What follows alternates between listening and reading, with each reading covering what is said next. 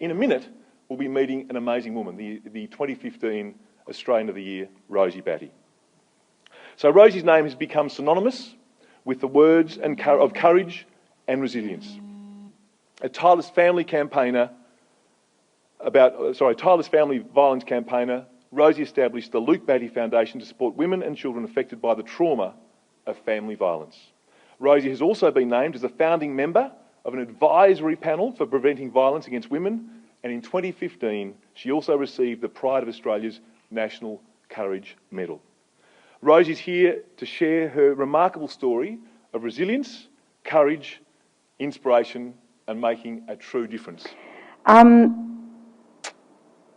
I've asked Andrew to jump up and down or wolf whistle or do something if I speak too long, because having a captive audience, sometimes I can find myself immune from time and easily could talk for the rest of the day. So I know that you have a great program planned, and I look forward to sharing dinner with you at SeaWorld tonight to see a great show, lovely food and good company. It'd be great to catch up and perhaps say hello informally at some point later. Being here today casts me back to winning the Australian of the Year award. You saw just then that particular evening where I had the right dress on for the right occasion. That rarely happens to me. And a wonderful lady from Queensland, Sasha Drake, gave me that dress several months earlier. Little was she to know, or I to know, that it would be actually the dress for that occasion.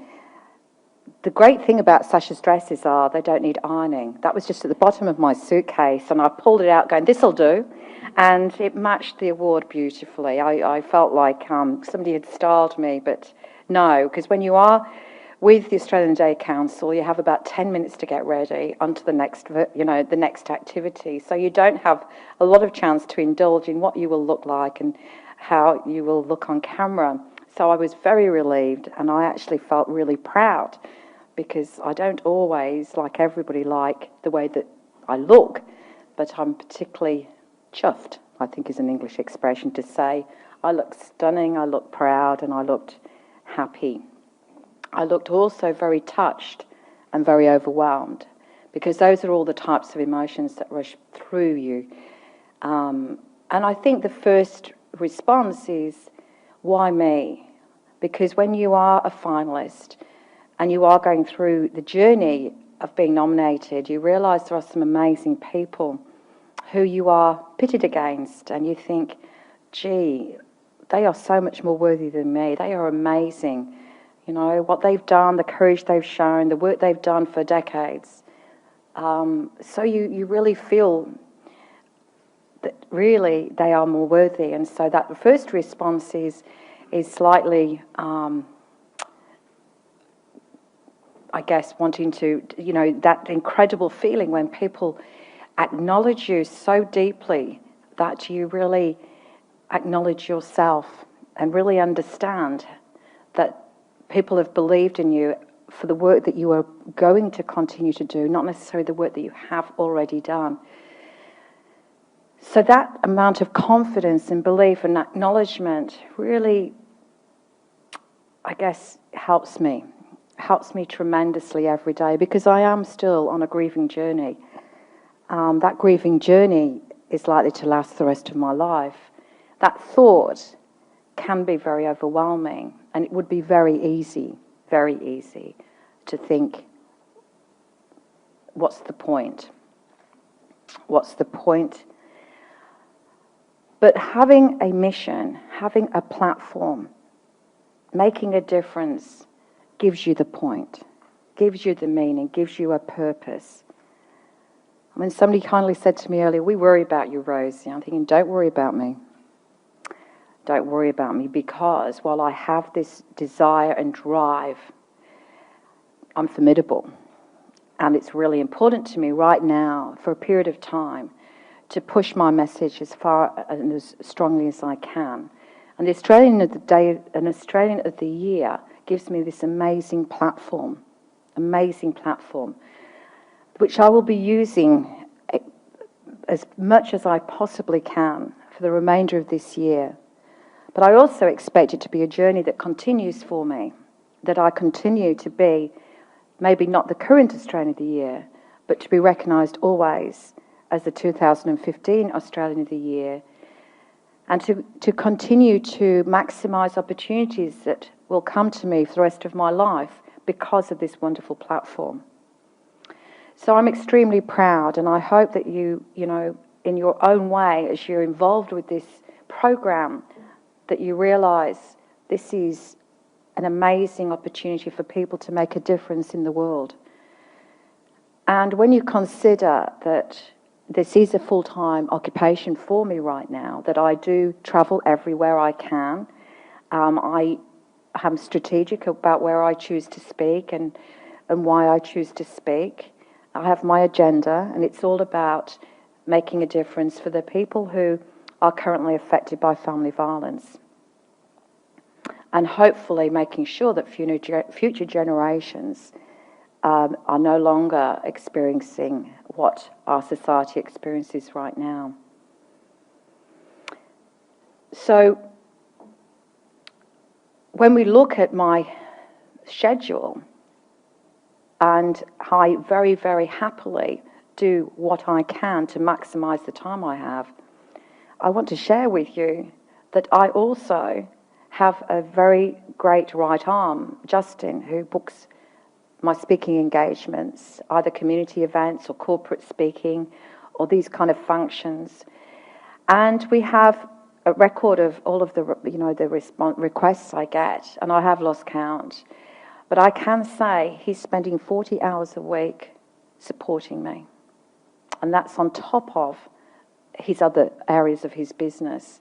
So my journey, his support of my cause, and his belief in me, and the opportunity to assist the Australian of the Year, I found out the other day this is taking 40 hours of his week, his weekends, his evenings as well. So a very tight unit. I could not do it without him. But we will have great memories to look back on and say, we did it. We really did it. We made the most of the opportunities we could. And I'll be able to hang my hat, I hope, and say I was one of the best Australian of the Years ever. Not that I'm competitive or anything. I am. So why do I speak? Why have I been given this opportunity?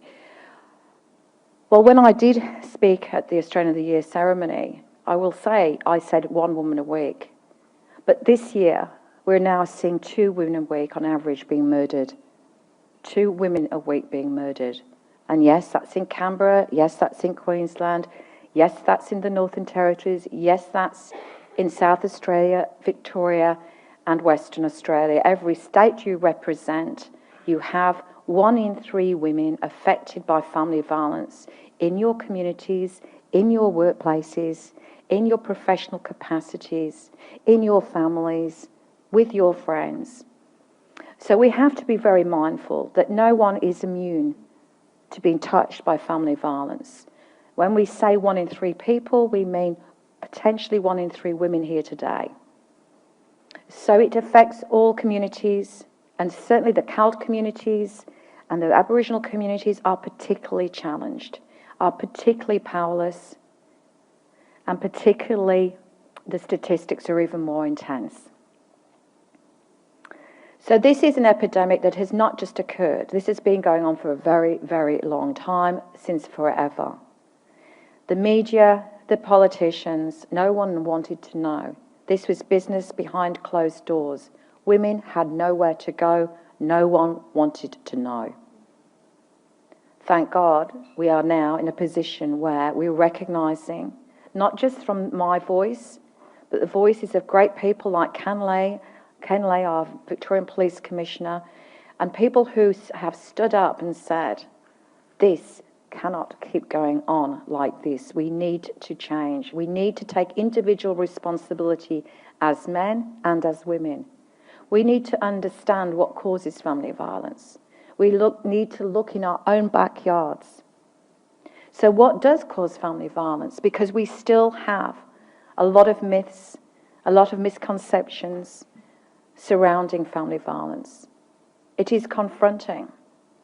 But what I can say is, although mental illness does exacerbate family violence, even though drug and alcohol abuse can fuel and trigger off intense violent episodes, even though they all play a part, what I can say to you is they are not the cause of family violence. They are not the cause. We look for reasons and excuses, but we have to all accept violence is always a choice. It is not the right choice. And the choice occurs predominantly by men because of gender inequality, because of a sense of privilege and entitlement, where a man is able to see his wife and children as possessions. And you see, I can talk about this with authority, because that is exactly how Luke's father killed him. He killed him in an act of revenge to make me suffer for the rest of my life and to have the final act of power and control. No father here today could ever consider that they would be capable of doing that.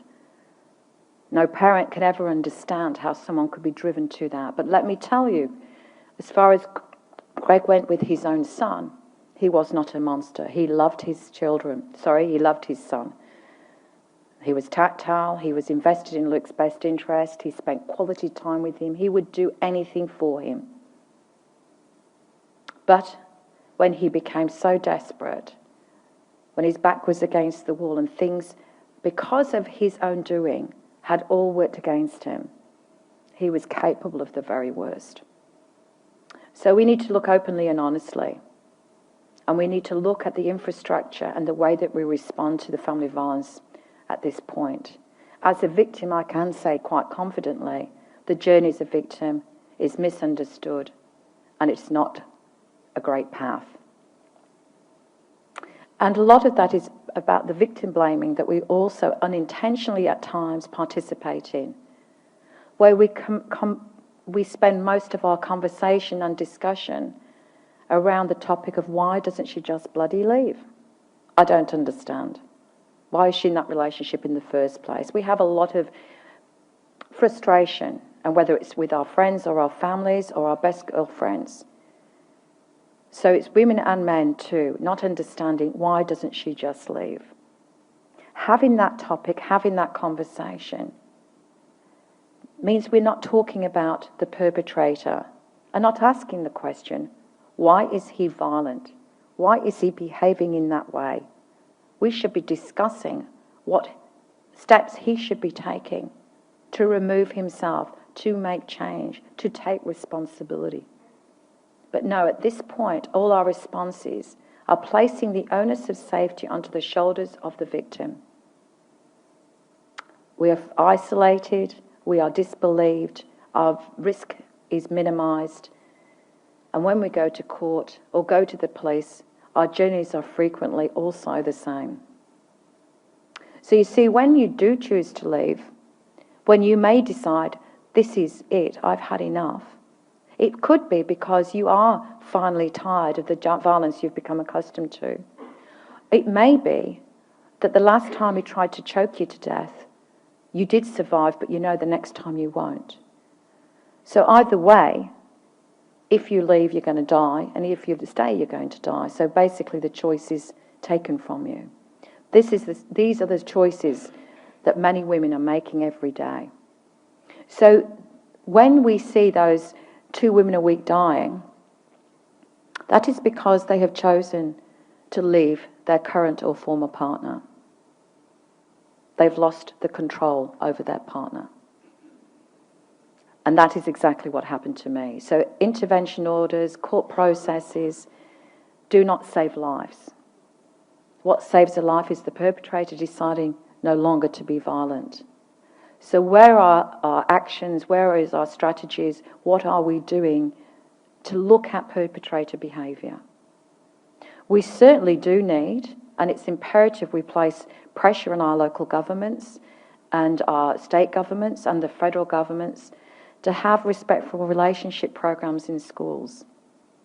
This is not just the responsibility of the school community, but it is a huge area where a child is spending a majority of his or her life, in very, very influential points of their, where they can be influenced from a very early age.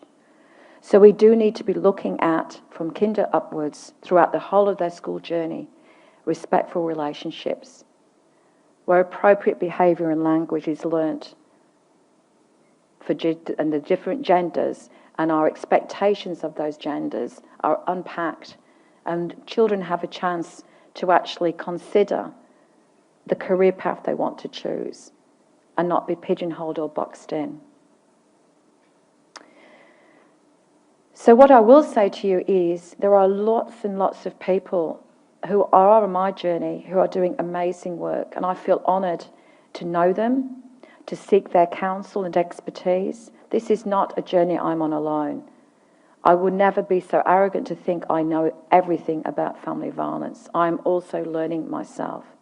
It is really important that we value the frontline services that have worked with women for decades, responding for their need to feel safe and to be removed from a potentially dangerous situation. We continue to see governments cut back and undervalue these resources. There is little investment in this sector, and what they exist on and how they operate is amazing. But we cannot invest in prevention strategies without recognising that when we ring the 1-800 respect line and we need to have counselling or advocacy or legal representation or a safe refuge or support in whatever capacity, we need those structures and safety mechanisms to be in place. Because you see, the very great thing that being Australian of the Year enables me to do is to raise awareness significantly. But what that in turn does is put pressure on our frontline services.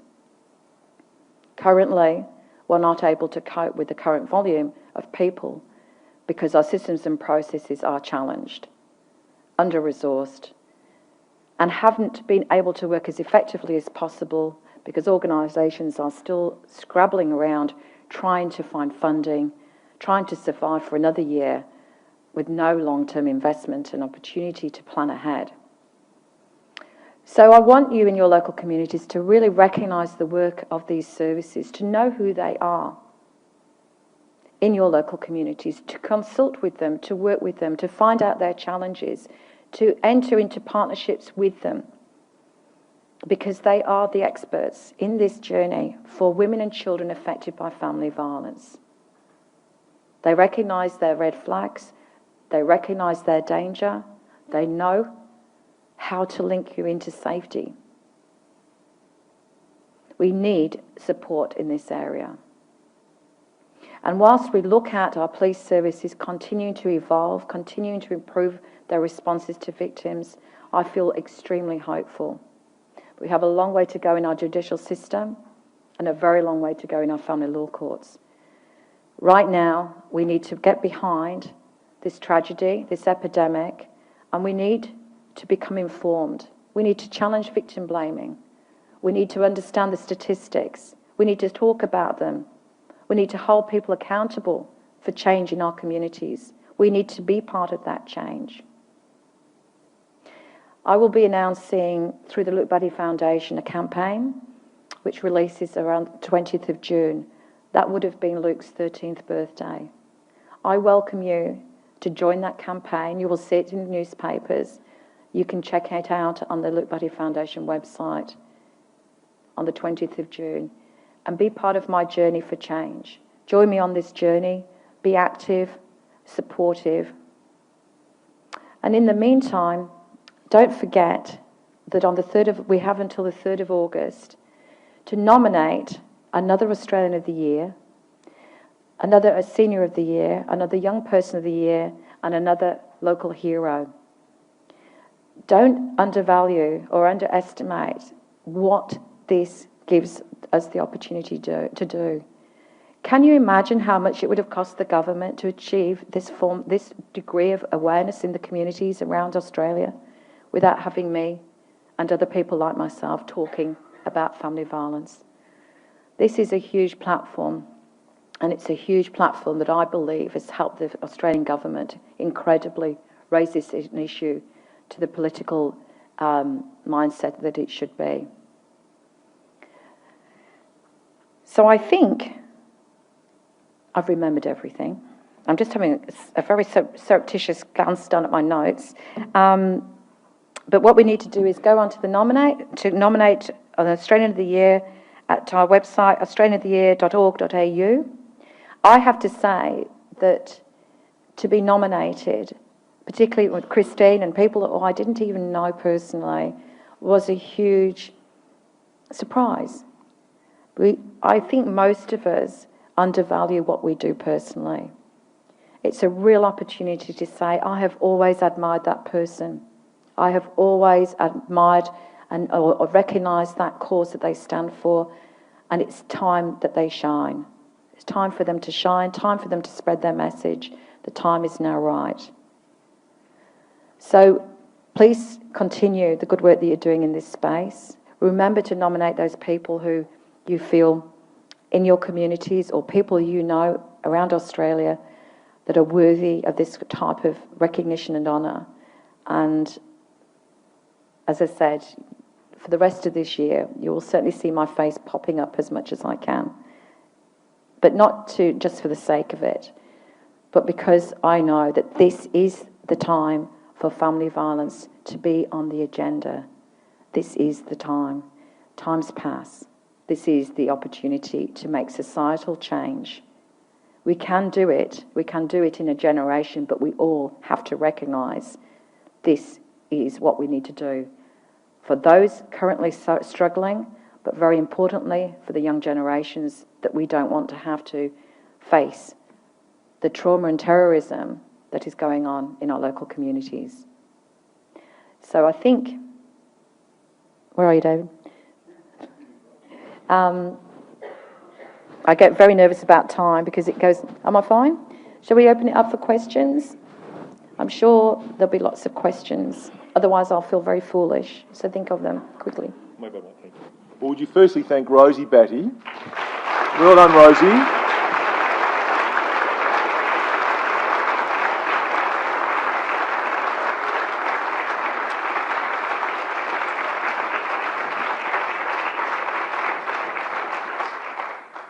I think again, Rosie, the way that you made us feel so comfortable, you know, because your story, it is such a sad story.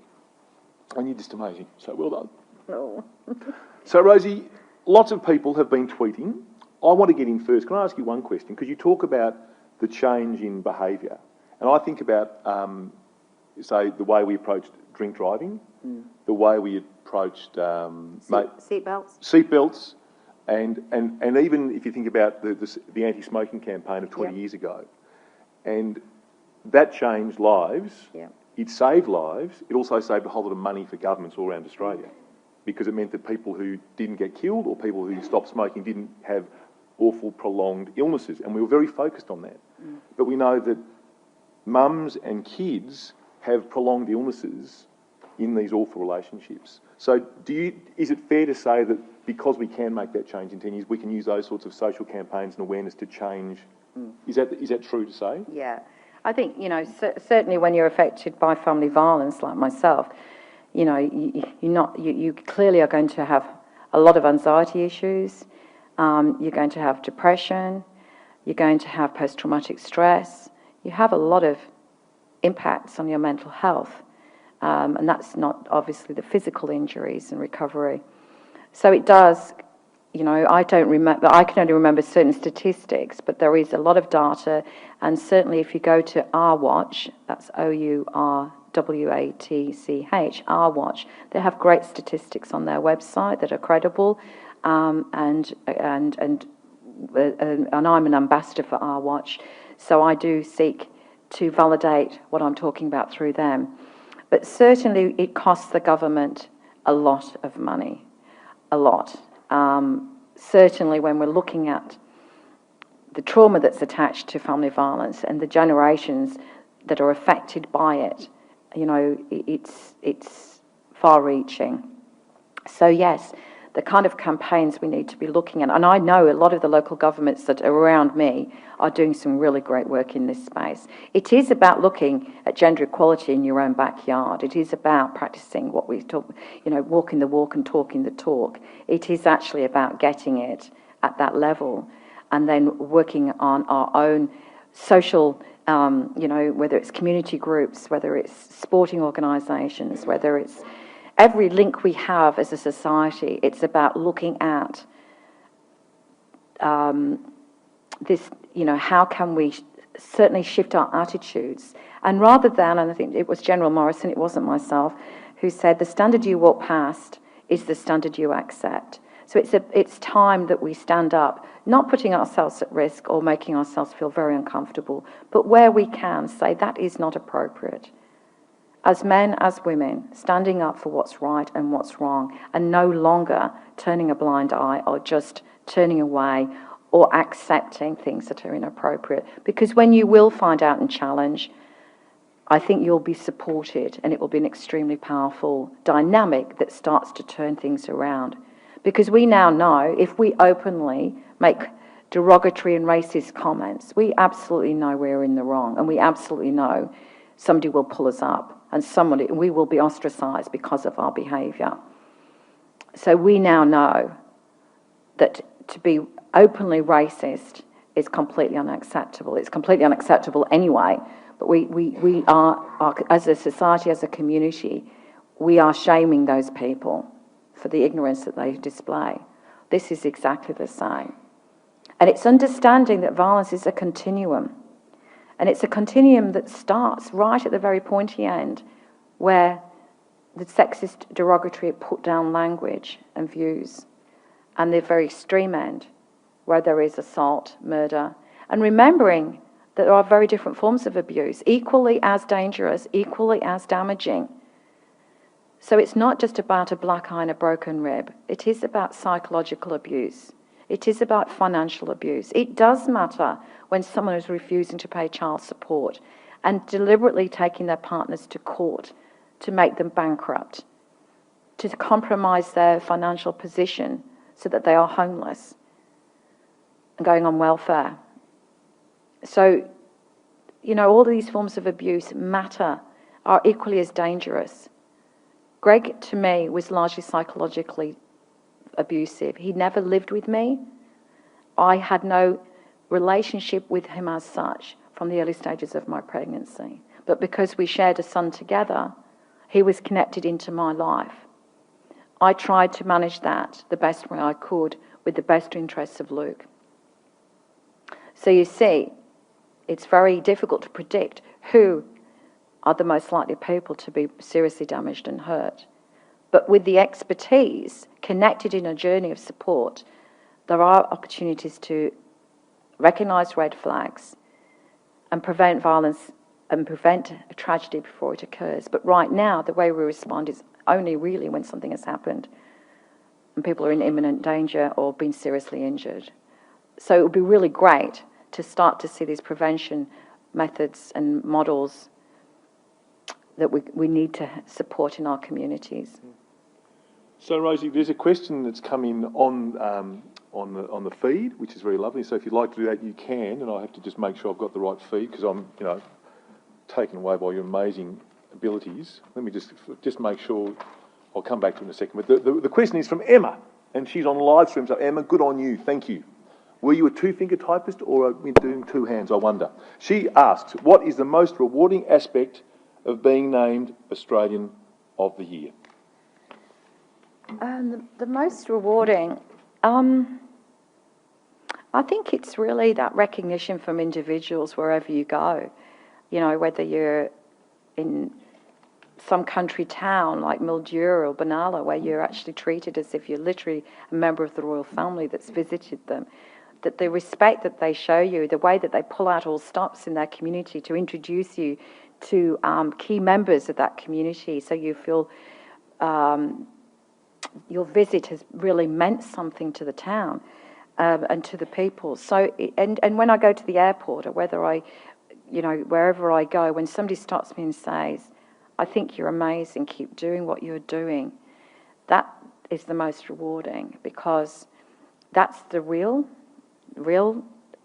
acknowledgement, I think, of reassurance or credibility that I have, is the individual people saying, keep doing what you're doing. I think you're amazing. Because clearly this is also sometimes a kind of isolating journey, because when you are so busy, you don't have the time to kind of share time with friends and family. And because of my journey being a difficult one for a lot of people to navigate with me, there are challenges. So for people who I don't know to really regard me and respect me and to feel like they know me in the best possible way, it really, I find enormously reassuring. So that, I think, is the best part of it, the everyday person.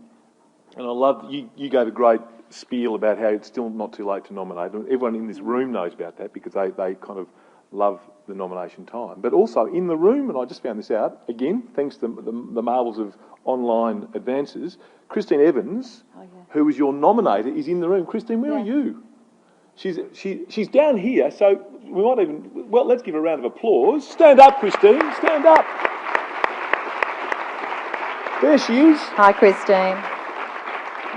So the camera's still on us, but Christine is literally in the room. You could hear the noise, and she stood up, and she's got a wonderful smile on her face. And that's the other thing I learned when I was first involved with the Australians of the Year.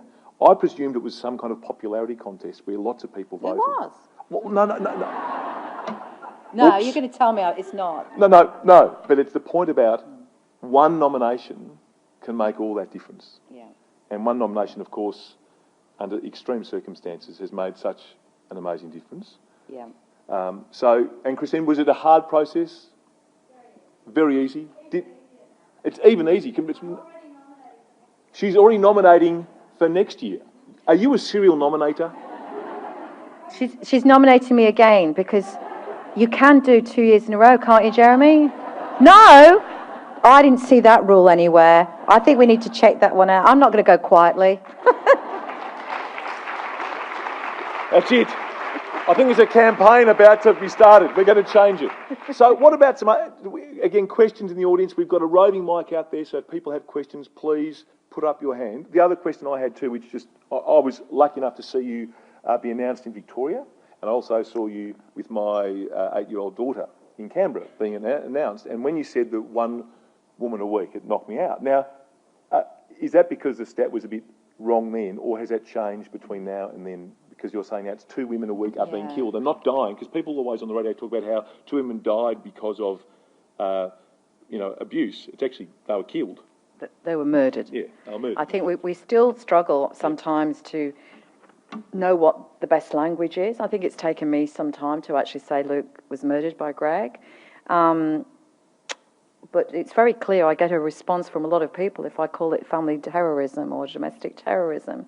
But in actual fact, the acts of terror that are conducted on vulnerable people, innocent people, are exactly the same as our overseas terrorism.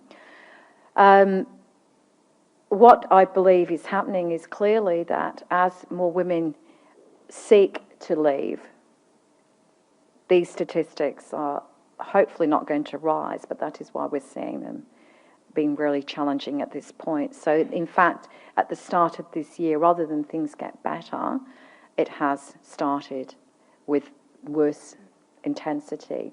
So what we have to believe in is that we can change this. It may get worse before it gets better as we put pressure on people to change.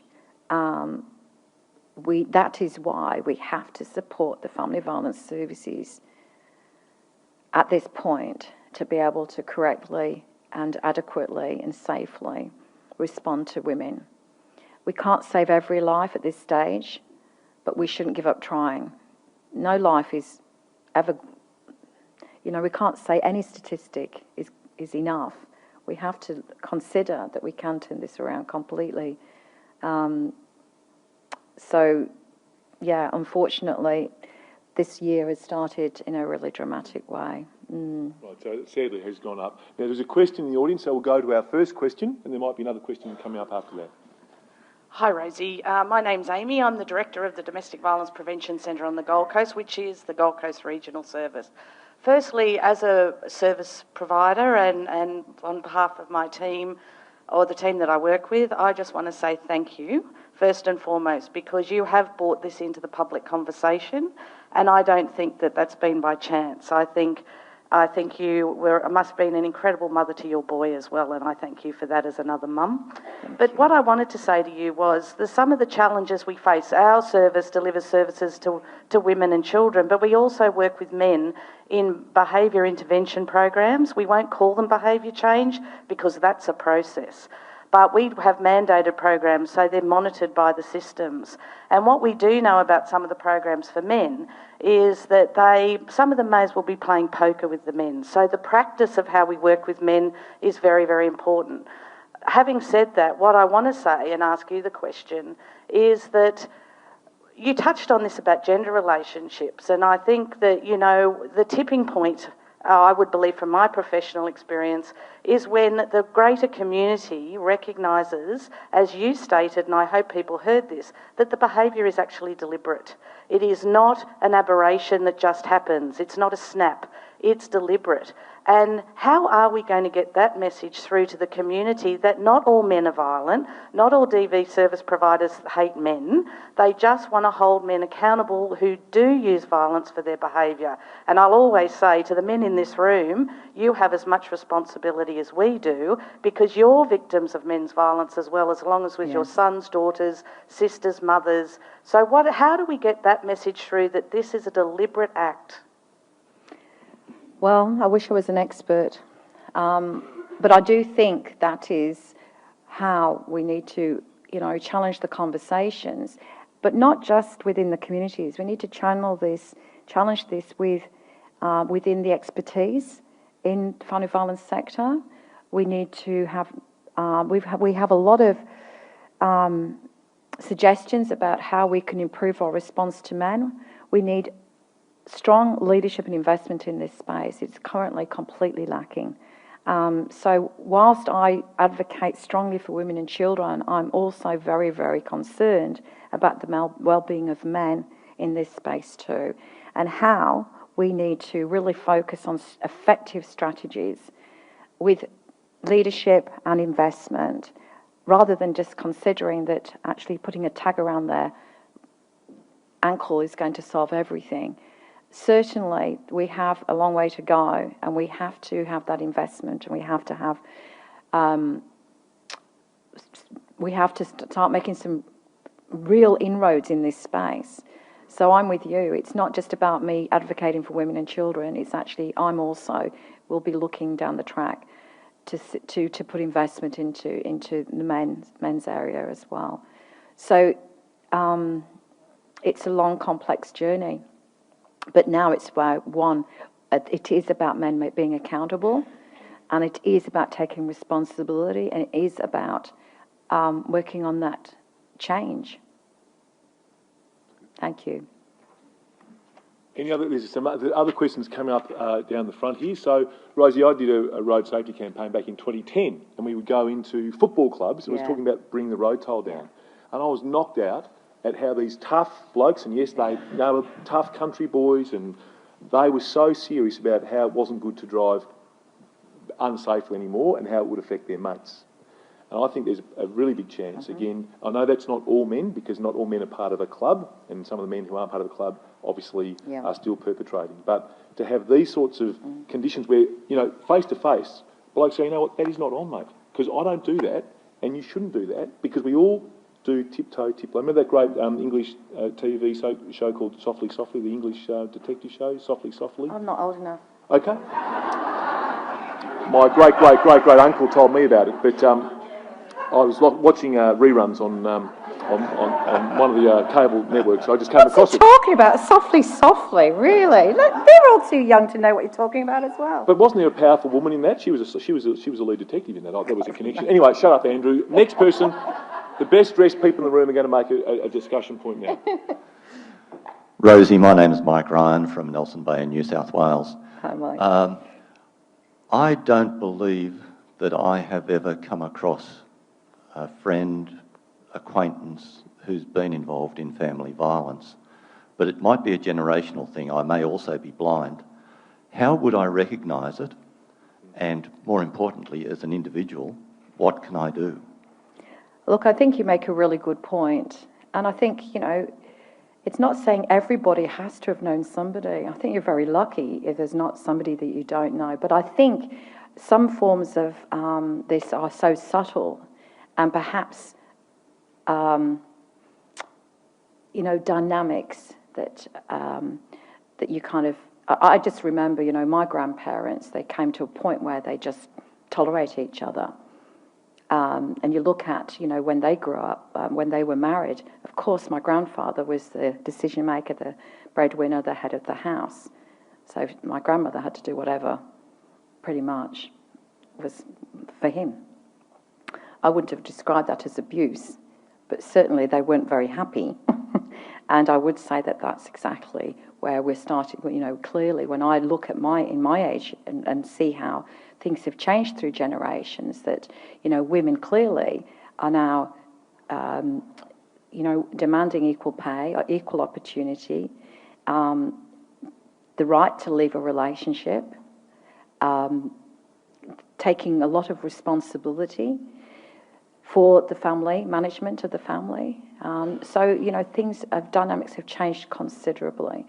So I think where I would see, and again, this is just my view, when you have somebody that's controlled, when they're controlled, either financially because they have no money for themselves and they are kept on a shoestring, asking for money and only able to do what he thinks is okay.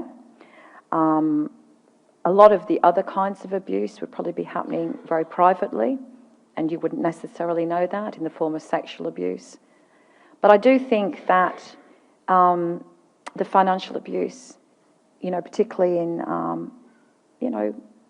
affluent neighbourhoods, powerful positions, where, if you leave, you will be ruined, and that kind of... So I think that, when you can see that a relationship is highly controlled, where they're wanting to know where you are, that you see somebody nervously scurrying off home, not one, to cook dinner or to not challenge and get him angry. That's a respectful relationship is not based on power and control. And, when you look around, you probably see other relationships where they are less respectful in the way they speak to each other. Some relationships are toxic. Human nature sometimes, and this is why I like this award, I think, because it gives people an opportunity to actually rise to, the best that they are, and it gives an opportunity for communities to show the best that they are and come together in a really great spirit. And I think we should celebrate the goodness in people rather than looking for the badness all the time. So, for me, I think that's when somebody's genuinely unhappy and feels that they have no choice and they basically controlled. And I think, even if you're in a relationship like that and you're tolerating it, there's a side inside you that feels so compromised and not entirely happy. And some people choose to manage that for all the reasons that they're right to choose. And it can be that the decision to leave is one that they don't want to make because they feel that their relationship and their situation is where that they would rather have that than the alternative.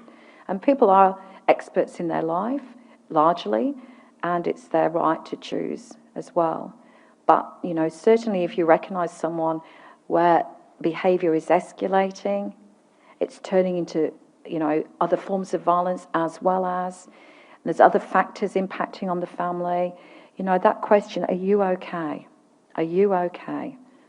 Without telling them what to do, without giving them advice, are you okay? And giving them the 1-800 respect line or a number that one of the crisis services so that they can have an informed, supportive conversation with someone that recognises their journey, supports their decisions, but links you in and understands the decisions that you that you're willing to make and when you're ready to make them. So I think that, that's important to recognise that as when you're very close to a family member, when you're very close to a friend, if somebody's very close to you, it is extremely difficult to sit back and not become overly involved. And that's where I really feel the value of the right kind of supports, professional supports, are really important. Thank you for that's a great question. Thank you, Rosie. There's another question from the floor. I think Fiona has the microphone and she's going in over here. Oh, no. Hello there. There's a question from Townsville, I think. Is that right? No, I'm but sorry. that's okay. Sorry. You're forgiven. My name's Robin Carl. I'm from the Northern Territory. Oh, Sorry. great. Right up the top. Firstly, thank you, Rosie, for all that you've done and sharing your story. It's so comforting to have the discussion out in the public arena. My friend was murdered by her husband in February of this year. February. And I still struggle with, could I have done more? Was there something else I should have said? And I think that's an effect in the community that we really do not grasp. We look at the people who are directly affected, but it ripples through the whole community. Yeah. One of the things that happens in the Northern Territory is that domestic violence is mandatory to report. So it's legislated. You can't back away from it. If it's your neighbour, if it's your friend, if it's a colleague, you are required under law to report it. When the legislation was introduced, it was very difficult to see how that might work, and it has caused a lot of challenges. I also work in the health arena. One of the things that I've found that it's done is that with doctors now having to report that no matter what the person who's come to see them has said, is starting to make quite a difference in our society about how people view domestic violence. And I just wonder what your thoughts might be about whether we as a country should be looking to adopt that mandatory approach so that we give a framework for people to operate in. My friend had left the Northern Territory and was living in South Australia. And so it would have been easy if she was still in the Northern Territory, because we may have been able to do something. But I just wonder if that approach might be something that we should seriously be thinking about across the whole nation. It's a complex one, isn't it? In actual fact, South Australia, in my recent visit, has got probably the most sophisticated response to family violence at this point than any state that I'm aware of. And that's through their MAPS process of where they all work collaboratively across government departments, including the police. And they also have worked from the same risk assessments and things like that. I think, my journey and Luke's death, it's affected my family, it's affected my friends. Some of them have coped well, some of them are no longer my friends, who I would say are on my journey anymore. It affects everybody. People avoid me, which can be really upsetting because, you don't feel like you're a leper, but of course people have got their own abilities to cope, and other people want to avoid those feelings. So it is a challenge for everybody, and it does have a huge ripple effect.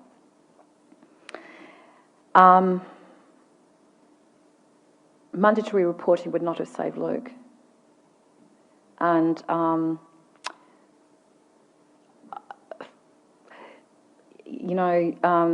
I do feel, though, like you said, I'm working, and I will be working on very hard to make sure that doctors are aware and part of the journey, and that they understand as well. So there's a lot of, I'm not sure that it's mandatory in Victoria, but certainly there is in certain cases that is an expectation where children are involved. It actually at this point doesn't go anywhere really. So I'm not sure. I think it's part of a solution, but it's certainly not the only one. I think we look at, and if I don't let myself, it is a period of time in February, March, April, May, June, when I look back at my journey, you really do, I could have stayed in England. I could have not dropped him off at cricket that night. I could have done this, I could have done that. There is a period of time you allow yourself that indulgence, and then there is a time where you realise that you did the best you could at that time, and so did everybody else. I have a friend that actually was almost suicidal fairly recently because she felt that she did nothing the year before Luke died, and she knew it was going to happen. And I said, you did not know it was going to happen, because no one knew it was going to happen. I was the one closest to it all, and I didn't know it was going to happen. So I think that, people go through a horrible sadness, and and to support each other and know we all do the best we can, and we are not to blame. They are to blame for making that choice. So I'm interested though in your response about that mandatory reporting though, because I think if it is working well, it is something to kind of think about. Yeah. So, a heartfelt question and recent experience. Again, it makes us realise it's not just Rosie talking about something that happened to her. Again, we see another person in the room who has been directly affected, and we're very sorry about that. There's another question in the room.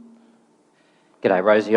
My name's Phil Marshall. I'm a former teacher, so I've come across plenty of situations where there have been single-parent families, unlike the fellow over there.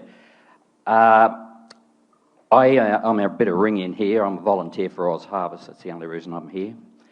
And I also volunteer for a sister, which... Who are also here, yes. My question is from left field. I'm a bit worried about the sanctity of marriage being disregarded anymore. What are your thoughts on single-sex marriage? I don't think I need to go there. You don't? Okay. Nah. Right. But thank you for the question.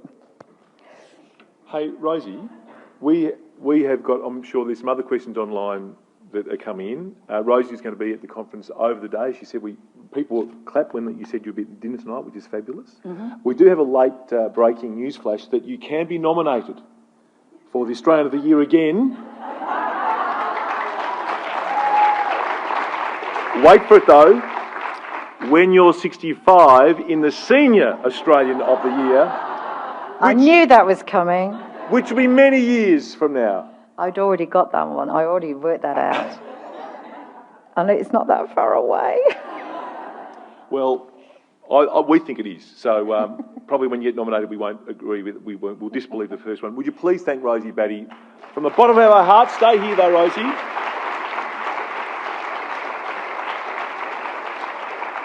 I tell you what, Rosie's very clever. She has one page. She's been managing my 400 other pages up here as well. So she's been managing my life as well, which is so good. Wonderful, wonderful, wonderful.